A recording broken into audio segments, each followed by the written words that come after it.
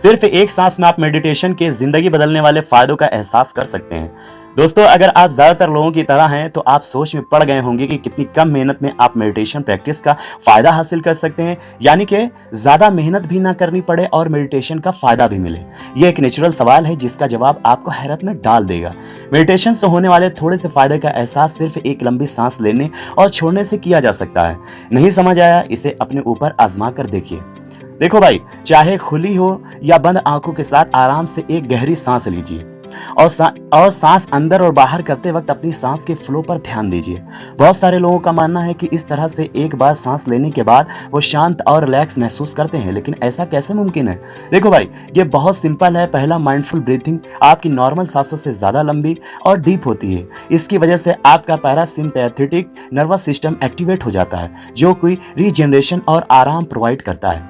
और दूसरा, जब आप अपनी सांस पर ध्यान देते हैं तो खुद को प्रेजेंट मोमेंट में ले आते हैं। नतीजतन अगर अलग तरह के आराम का एहसास करते हुए आप कुछ सेकंड के लिए क्या हुआ और क्या होने वाला है कि फिक्र छोड़ देते हैं, ऐसे कुछ सिंपल मेडिटेशन बहुत बड़ा बदलाव ला सकते हैं। रीजनरेशन का कायाकल्प को ट्रिगर करने की एबिलिटी पर खास तौर से असर हो सकता है।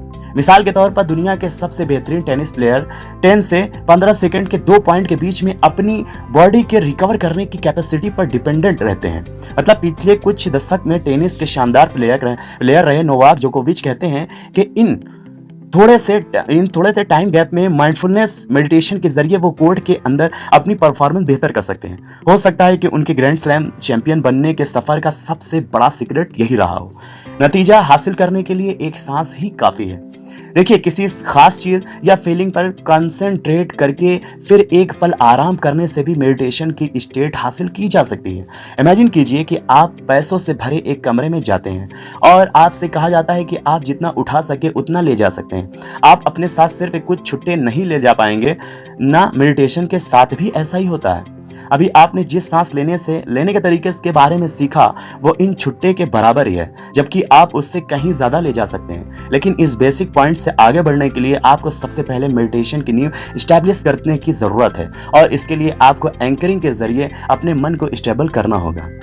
सीधा सा इसका मतलब अपने मन का अटेंशन सामने मौजूद काम या चीज़ की तरफ ले जाने की प्रैक्टिस है। एंकर का किरदार निभाने के लिए आपकी सांस से बेहतर कुछ नहीं हो सकता।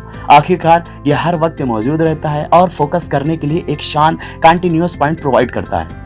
अगर आपका ध्यान डाइवर्ट होने लगे तो अपनी सांस की तरफ वापस ले आएं, सांस लेना और छोड़ना शुरू कीजिए। आप कोई दूसरा एंकर भी चुन सकते हैं, जैसे कि आपकी बॉडी या ऐसा कुछ जो आप सुनते, देखते और टच करते हैं। तो मकसद एंकरिंग है, लेकिन अगर यह शुरुआत में मुश्किल लगता है तो आप धीरे धीरे भी कर सकते हैं। इसकी वजह आराम करने का प्रैक्टिस कीजिए।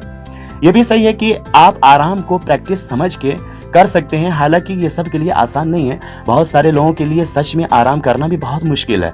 बहुत सारे लोग कुछ ना करने की आदी नहीं है, उनके लिए आराम करना एक चैलेंज है। भाई सोचिए, जब आप प्रैक्टिस कर रहे हो तो अपने दिमाग को रिलैक्स रखिए। बीच पर आ रही लहरों या तितली के पंखों जैसी सुकून देने वाली चीज़ों के बारे में सोचिए, या फिर आप मुझे कहीं जाने या कुछ करने की ज़रूरत नहीं है, इस वक्त में सिर्फ आराम करूंगा। जैसे छोटे मोटे मेडिटेटिव एक तरीके के मंत्र दोहरा सकते हैं अपने मन के अंदर। इसीलिए कहते हैं कि एंकरिंग और रेस्टिंग शुरुआत में आपको जो भी तरीका अपनाते हैं आप खुद को शांत रास्ते पर पाएंगे। इसलिए दोस्तों, मेडिटेशन की मदद से आप क्या कर सकते हैं कि मेडिटेशन इतनी पावरफुल थिंग है जिसकी सिर्फ अपनी सांसों को कंट्रोल करके अपनी ज़िंदगी में एक बहुत बड़ा बदलाव ला सकते हैं। मतलब काम कर रहे हैं, सिर्फ सांस को कंट्रोल करिए, उसी वक्त आप अपने आप को रिलैक्स भी फील कर लेंगे और अपने माइंड को शार्प भी कर लेंगे। आज के लिए इतना ही, आगे फिर मिलते हैं एक नई वीडियो के साथ। तब तक के लिए टेक केयर, बाय बाय।